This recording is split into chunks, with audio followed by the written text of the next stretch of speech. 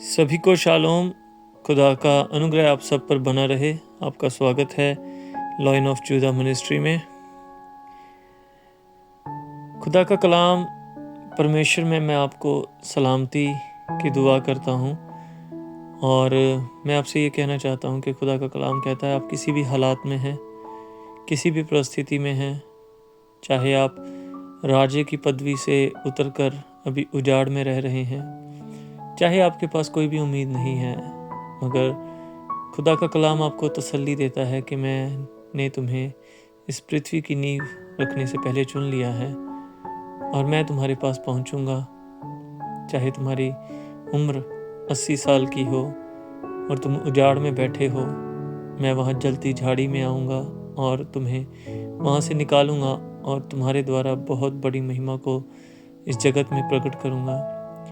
चाहे आप घर से कहीं दूर जा गए हों,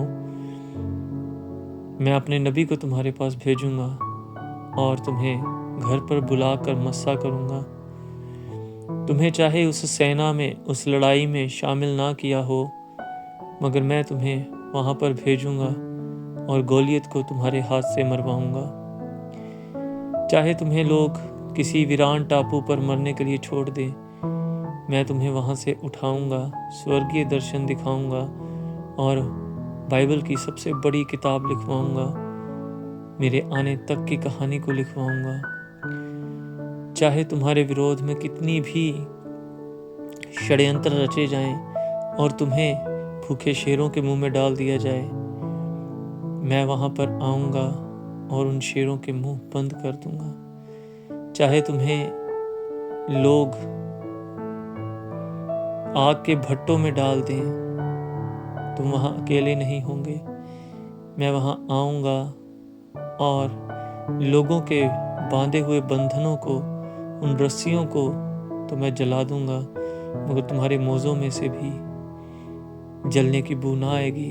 मैं तुम्हें वहां पर भी बचाऊंगा। परमेश्वर का कलाम हमें हर रीति से, हर तरीके से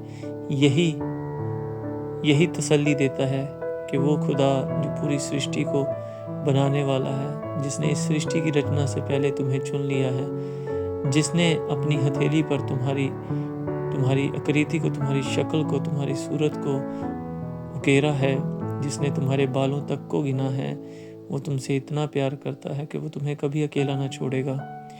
परमेश्वर कहता है कि इस संसार में तुम्हें कलेश होगा, मगर ढांढस बांधो, मैंने इस संसार को जीत लिया है। ये संसार हमेशा तुमसे बैर करेगा क्योंकि उसने पहले मुझसे बैर किया।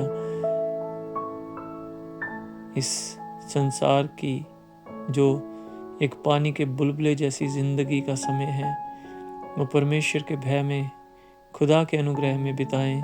किसी बात की चिंता ना करें, किसी बात से का भय भी ना रखें। हमारी चिंता करने वाला हमारा खुदा है और हम सिर्फ प्रभु परमेश्वर का भय रखते हैं और उसकी आज्ञा का पालन करते हैं। प्रभु आप सभी को तसल्ली दे। खुदा की शांति आप सभी में बनी रहे। परमेश्वर का अनुग्रह आप सभी पर हमेशा बना रहे। सभी को शालोम। वचन को पढ़ते रहें, वचन में बढ़ते रहें।